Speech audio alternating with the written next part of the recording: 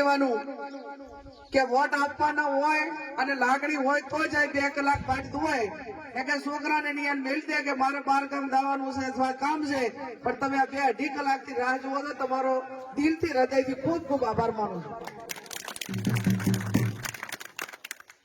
હું ધારાસભ્ય તરીકે હાલ વિધાનસભામાં ચાલુ છું. મારી મુદત તો હજી 2027 પૂરી થાય. મારે એટલી બધી ચૂંટણી લડવાની બહુ ઉતાવળ પણ નથી. તો બધા જિલ્લાના આગેવાનોએ એક જ વાત કરી કે બેન આ વખતે લોકસભાની ચૂંટણી તમારે લડવાની છે અને તમામ સમાજોનો અવાજ છે કે બેનને ચૂંટણી લડાવો. આજે વિશેષ ઠાકોર સમાજના આગેવાનો એમને પણ કહેવા માંગુ છું કે તમે બધા સમાજો પાસે પાણીથી પણ પાતળા થઈને વોટ માંગવા આવજો. આજે મારવાડી સમાજ હોય, ચૌધરી સમાજ, રબારી સમાજ, નાઈ સમાજ, આ તમામ સમાજો તમારી રાહ જોઈને બેઠા છે. પણ એટલા સુધી માગવા માટે તો દવું પડે અને માગવા દશો તો તમને ઠાલા હાથે પાછા નહીં મૂકે એવો મને 100% તમામ સમાજો ઉપર ભરોસો છે. એક હાથે આપવું અને બીજા હાથે લેવું. આજે તમે અમને વેત નમશો તો કાલે હાથ નમવાની જવાબદારી આ કોંગ્રેસના આગેવાનો અને ઠાકોર સમાજની એ તમામ સમાજ માટેની અમારી જવાબદારી છે. એની પણ આપ સૌને હું ખાતરી આપું છું. આ ગામની અંદર અનેક વખત મારે સારા માટા પ્રસંગોમાં આવવાનું થયું છે.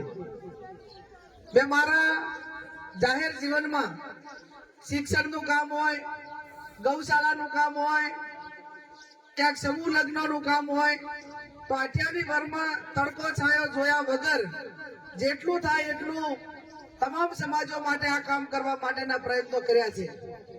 આજે તેદાદીની દીકરી શું નામ છે? ભારતી છે. આ જમાનો એવો છે કે કોઈ પણ સમાજને દીકરીને ભણાવવી હોય તો રહેવાની ભણવાની વ્યવસ્થા એક જ જગ્યાએ થાય. એ આ વર્તમાન સમયની માંગ છે.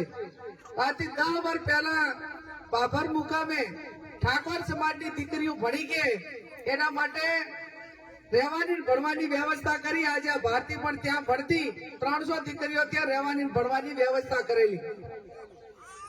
દરેક સમાજની સંસ્થાઓ ક્યાંક ને ક્યાંક જ્યાં છે ત્યાં જે મદદ થાય મદદ કરવા માટેના પ્રયત્નો કર્યા. ત્યારે મારે વિશેષ નથી કહેવું. મને હમણાં ચાલવા મુકામે એક ભાગવત કથાનું આયોજન કરેલું હતું અને એમાં એવી વાત આવી કે બેન અમારી સનાતન ધર્મ અને શંકરાચાર્ય એ ચારેય પીઠોની માંગણી છે કે આ દેશમાં સૌથી વધારે કોઈ લાગણી હોય તો આ દેશના લોકોને ગૌ માતા ઉપર છે, ગૌ ભક્તોને. ત્યારે મેં એમને જાહેરમાં લોકસભાના ઉમેદવાર જાહેર થયા પછી કીધું કે બનાસકાંઠાની 18 આલમના પશુપાલકોના આશીર્વાદ, ગૌ માતાને માનવા વાળો વર્ગ, ગૌ ભક્તોને માનવા વાળો વર્ગ, એના આશીર્વાદથી બનાસકાંઠા લોકસભાની ચૂંટણી તમે મને જીતાડીને મૂકશો તો વિપક્ષ હોય કે શાસક પક્ષ હોય દિલ્હીની અંદર લઈને પહેલી વાર એ ગૌ વંશ અને ગૌ હત્યા ઉપર પ્રતિબંધ આવે અને એનો કાયદો કરે એના માટેની વાત પણ આપણે કરશું. ત્યારે આપ સૌ જવાબદાર આગેવાનો છો. રાજકારણમાં કોઈ પણ આગેવાનને વોટ આપતી વખતે 2-3 પ્રકારનો વિચાર એ કોઈ આગેવાન અને મતદાર કરતો હોય છે. અને વિચાર એ પ્રકારનો કરે કે આપણે જેને વોટ આપવાનું છે એમનો ભૂતકાળ કેવો છે લોકો માટેનો અને તે વિસ્તાર માટેનો, એ વર્તમાનમાં એમનો વ્યવહાર એ લોકો અને આગેવાનો સાથે કેવો છે અને ભવિષ્યમાં આ આગેવાનને વોટ આપવાથી આપણા નાના મોટા કામ કરશે, આપણી વચ્ચે આવીને ઉભા રહેશે કે આપણું ચાક ઢાલ બનવાનું છે બનશે કે કેમ. આ 3 પ્રકારનો વિચાર કરીને કોઈ પણ મતદાર મતદાન કરતો હોય છે. ત્યારે મારા ભૂતકાળથી પણ આપ વાકેફ છો. 28 વર્ષથી જાહેર જીવનમાં છું. સાહેબે કીધું એમ 10 વર્ષ તાલુકા પંચાયત હોય, 5 વર્ષ જિલ્લા પંચાયત હોય, 10 વર્ષ ધારાસભ્ય તરીકે હોય, 25 વર્ષથી જાહેર જીવનમાં રહી અને નાના મોટા તમામ સમાજો હળી મળીને ભાઈચારાની ભાવનાથી રહે એવું કાર્ય કરવા માટેના પ્રયત્નો કર્યા છે. અને એટલું ચોક્કસથી કહીશ કે તમામ સમાજો સમાજ વચ્ચે સમાધાન કરવાનું કામ કર્યું છે, એકાબીજાને ભેગા બેહાડવાનું કામ કર્યું છે. પણ કોઈ પણ આગેવાન હોય કે કોઈ પણ વિસ્તારનો ગરીબ વ્યક્તિ હોય અને એના સામે પોલીસ તંત્ર હોય કે વહીવટી તંત્ર હોય કે સરકારમાં બેઠેલો માણસ ખોટું કરે ને તેનું ઉપરાણું લઈને ઢાલ બનવામાં પણ ક્યાંય પીછેહટ નથી કરી. એ ભૂતકાળની અંદર અનેક દાખલા છે. ચાહે ઠાકરજીભાઈ હોય, ચાહે પ્રધાનભાઈ હોય, ચાહે જિગ્નેશભાઈ મેવાણી હોય કે અનેક આગેવાનોને જ્યારે જ્યારે જરૂર પડી ત્યારે જે કઈ અમારાથી મદદ કરવાનો પ્રયત્ન અમારે કરવાનો હોય એ પૂરેપૂરા પ્રયત્નો કર્યા છે. ત્યારે આપ સૌ 15મી તારીખે ફોર્મ ભરાવા આવજો અને 7મી તારીખે પંજાને વોટ આપી વિજય બનાવજો.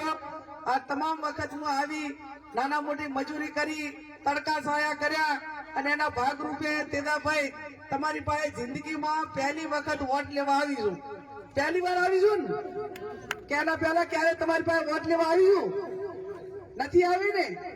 તો મામેરું હું એક વખત નું ભરો અને તમને એમ લાગે 5 વારના અંતે કે નાના અમે બરોબર જે બેન પાસે અપેક્ષા હતી નથી કરી, તો 5 વર્ષે હું આવું કે હું કોઈના વતી કેવા આવું એટલે કહેજો કે બેન તમે કઈ ગયા હતા એમાંનું કઈ થયું નથી. તો એક વખત આપ સૌ 18 આલમ તમારી બેન તરીકે, દીકરી તરીકે મામેરું ભરો અને મામેરું મારે હીરા મોતી પૈસા જગર કઈ જોતું નથી. 7મી તારીખે એક વોટ આપીને મામેરું ભરજો અને પરિણામના દિવસે અભિનય ગુલાલ ઉડે.